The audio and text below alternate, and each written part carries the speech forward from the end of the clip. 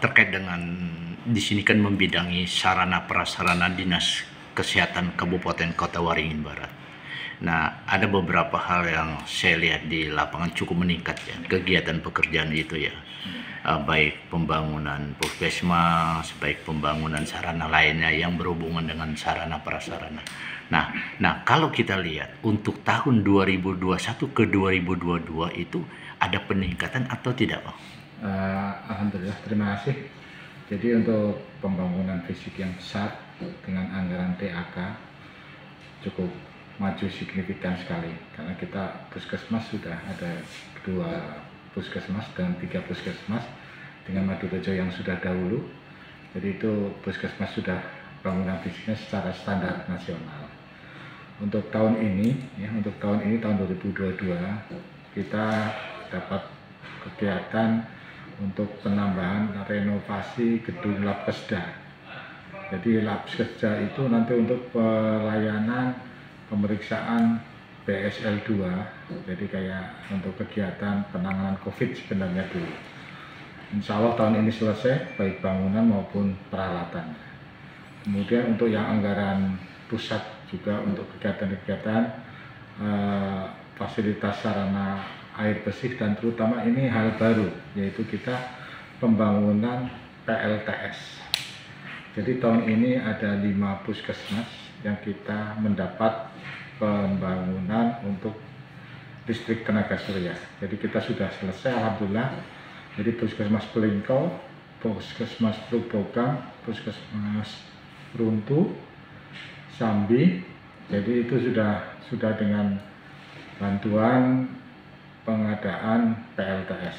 Jadi PLTS ini sekitar 8.000 sampai 10.000 watt untuk PLTS. Kemudian fasilitas sarana transportasi tahun ini kita ada anggaran untuk mobil kendaraan roda 4 hanya khusus untuk lokus di puskesmas Sambi. Kemudian untuk yang dari anggaran pemerintah daerah ini rehab untuk puskesmas maupun pustu, terutama puskesmas di desa maupun di puskesdes. Jadi sebenarnya kalau di Kopar ini 95 ke atas persen itu sudah puskesmas, pustu dan polindesnya sudah cukup layak untuk dalam kategori sudah cukup baik lah untuk kegiatan pelayanan ke masyarakatnya. Jadi satu untuk pembangunan yang sudah maksimal, jadi layak untuk dipakai kepada masyarakat gitu ya. Iya, betul. Nah, Bang, kalau sedikit Bang kita berbicara, Bang, kalau anggaran DAK tahun 2022 berapa, Bang? Kita tahun 2022 itu berapa ya, mungkin sekitar 17 miliaran. 17, kurang lebih 17 miliar ya. Nah, kalau kita bandingkan di tahun 2021 berapa, Bang? Kita cukup lumayan turun cukup banyak ya. Karena kalau yang tahun 2021 itu mungkin di atas 50-an. Cukup jauh. Tahun 2021 kurang lebih 50 miliaran ya. Sementara di tahun 2022 turun 17 miliar ya. Berarti jauh sekali, 50% ya turunnya ya, Bang. Malah tahun 2023 itu jauh sekali turun lagi. Karena nggak ada pembangunan fisik dari pusat. Nah, itu anggarannya dari pusat. Itu dana DAK ya, dana alokasi khusus ya. Khusus. Sementara dana APBD sendiri, Bang, kalau untuk pembangunan sarana prasarana ada enggak, Bang, untuk menunjang itu, Bang? Kalau kita itu rata-rata hanya pembangunan rumah dinas dengan rehab kecil lah. Itu rata-rata di bawah 200 juta, 100 juta. Gitu. Kecil sekali. Kecil sekali. Tapi kalau kita melihat dari pembantu, kalau maksimal anggaran berapa, Bang, kalau APBD yang masuk, Bang? Kita berapa? Karena kalau tahun ini terus terang aja hampir setiap kecamatan itu paling sekitar berapa? 300 sampai 600 juta. Berarti kalau 6 kecamatan hampir 3 sampai 6 miliaran aja. Kurang lebih 6 miliaran ya. Itu dana APBD yang terserot ya. Tapi peruntukannya sesuai rehab ya. Gedung Polindes, puskesdes gitu. Oh, ini di tahun 2022 ya. Nah, kalau dibandingkan tahun 2021 lebih besar sebenarnya. Ya sebenarnya hampir sama kalau namanya APBD karena rata-rata dananya dari apa Musrembang itu APBD itu ya dari tingkat kecamatan desa itu sampai ke kita ya. Oke, Bang, kalau kita melihat dari kegiatan itu semua sesuai dengan rencana anggaran biaya ya.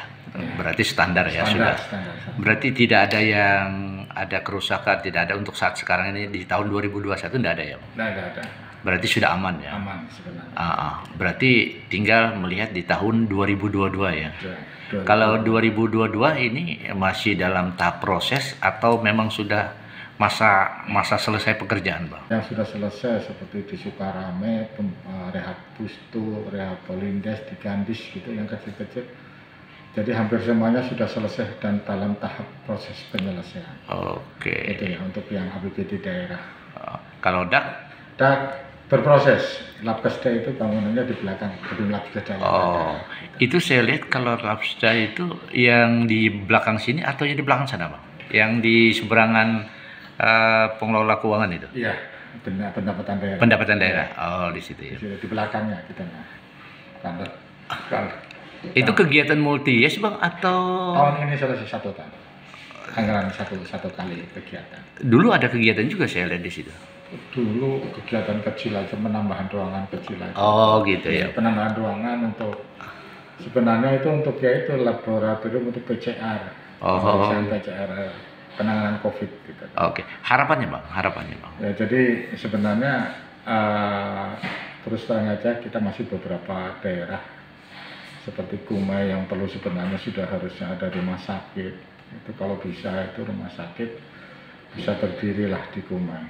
Kemudian kita dalam rangka proses pengurangan penggunaan listrik dengan kegiatan pelayanan pembuatan solar cell, pelurusan listrik tenaga surya itu PLTS. Kita harapkan ya operasional puskesmas bisa terbantukan gitu kan. Mungkin kedepannya kita pengen ya seluruh puskesmas bisa untuk pakai tenaga surya, memanfaatkan gitu kan. Oke. Demikian wawancara kami dari wartawan Indonesia Express, Indo TV.